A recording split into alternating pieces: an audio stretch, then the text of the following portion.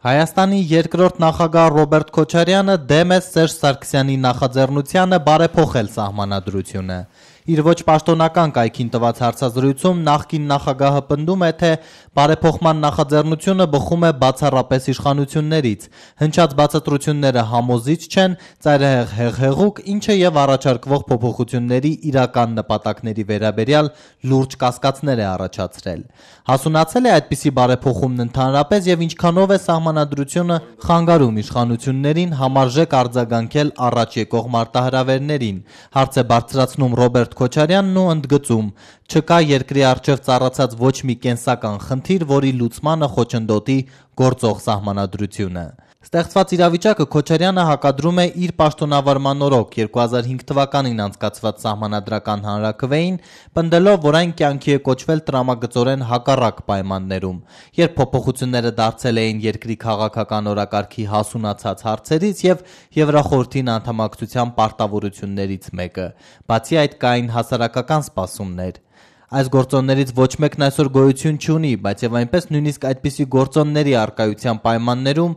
ընդդիմությունն այն ժամանակ կասկածում էր իմ մտադրություններին, իբրև թե այդ ամենն անում եմ, որպեսզի պահպանեմ իշխանությունը երրորդ անգամ ընտրվելով նախագահի պաշտոնում կամ տեղափոխվելով վարչապետի աթոռին։ Շեշտելով, որ ինքն իր խոսքի տերն է եղել եւ հեռացել է իշխանությունից, չկառչելով որևէ պաշտոնից, հիմա Քոչարյանն ինքն է Սերժ Սարգսյանից երաշխիքներ պահանջում առ այն, որ բարեփոխումն ուղղված չէ կառավարող էլիտայի շահերի սպասարկմանը եւ չի դառնա դրա վերարտադրման գործիք։ Սահմանադրության ցանկացած վերաձևում հանուն քաղաքական գործիչների ընթացիկ շահերի երկրի քաղաքական դեգրադացման նշանն է, պնդում է երկրորդ նախագահը հստակեցնելով. Սահմանադրությունները չեն ստեղծվել կառավարողների իշխանությունը հավերժացնելու համար, ճիշտ հակառակը, միապետություններին սահմանադրություն պետք չէ, իսկ բրոնզապատ իշխանությունը որպես կանոն լճացման երաշխիք է։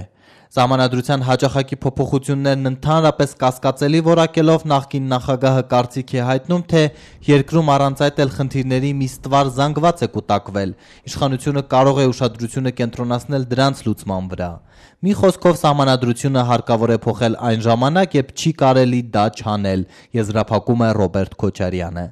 Երկրորդ նախագահի ոչ պաշտոնական կայքը նրան հիշեցնում է Սերժ Սարգսյանի խոսքը, թե որևէ մեկը չպետք է իրավունք ունենա նախագահ ընտրվել 2 ժամկետից ավելի ու հետաքրքրվում. կարելի է արդյոք ենթադրել, որ առաջարկվող սահմանադրական բարեփոխումների նպատակներից մեկը հենց այդ սահմանափակման ամրագրումն է։ Դրա համար սահմանադրությունը վերաձևելու կարիք չկա, հակադարձում է Ռոբերտ Քոչարյանը։ Պետք է ընդամենը հանել անընդմեջ բառը գործող սահմանադրության 50-րդ հոդվածից, ընդամենը մեկ բառ, սակայն այդ լրացումը հետադարձ ուժ ունենալ չի կարող եւ այդպիսով ներկա քաղաքական լանդշաֆտի վրա ոչ մի կերպ չի ազդի, հայտարարում է Քոչարյանը, ըստ էության ակնարկելով, որ անգամ սահմանադրության փոփոխության դեպքում ինքը կարող է կրկին հավակնել նախագահի աթոռին։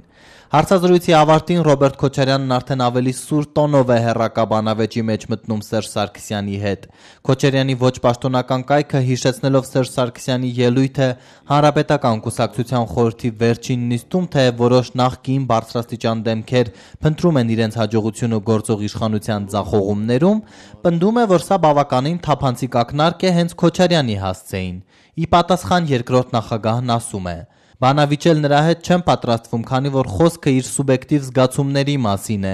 Առավել ևս, որ Հայաստանի եւ Լեռնային Ղարաբաղի բարձրագույն պետական պաշտոններում իմ գործունեության գնահատականը ոչ մի կերպ կախված չէ ներկայիս իշխանությունների արդյունավետությունից։ Ափսոսում եմ, որ նախագահը երկրի ճակատագրով անկեղծ մտահոգությունը չտարբերեց իշխանությունների գործունեության ողբալի արդյունքների վրա չարախնդալուց։ Սերժ Սարգսյանին Քոչարյանը հիշատակում է նաև վարչապետի հրաժարականին անդրադառնալիս, երբ նրան հիշեցնում են, որ Տիգրան Սարգսյանի պաշտոնանկությունից հետո նախագահը բավական բարձր է գնահատել վարչապետի գործունեությունը։ Ես չգիտեմ, թե ինչպես եւ ինչն էր նա գնահատում նախկին վարչապետի գործունեության մեջ, սակայն դատելով ամենից աշխատանքի արդյունքներն այստեղ կապ չունեն։ Տնտեսության ծավալը թե համադրելի թվերով, թե դոլարային արտահայտությամբ դեռևս ցածր է նախաճգնաժամային մակարդակից, պարտքի եռապատկման եւ աղքատության էական աճի պայմաններում։ Այդպիսի արդյունքներով կարծես թե ընդունված չէ հպարտանալ, հեգնում է Քոչարյանը, փոխարենը գովեստի խոսքեր հնչեցնելով նոր վարչապետի հասցեին։ Իմ նախագահության շրջանում Հովիկ Աբրահամյանը տարածքային կառավարման լավ նախարար եւ փոխվարչապետ է եղել։ Ինչպիսի վարչապետ կլինի, ցույց կտա ժամանակը։ Ծանր ժառանգություն է ստացել, գնահատում է երկրորդ նախագահը Հովիկ Աբրահամյանին անկեղծորեն հաջողություն մաղթելով։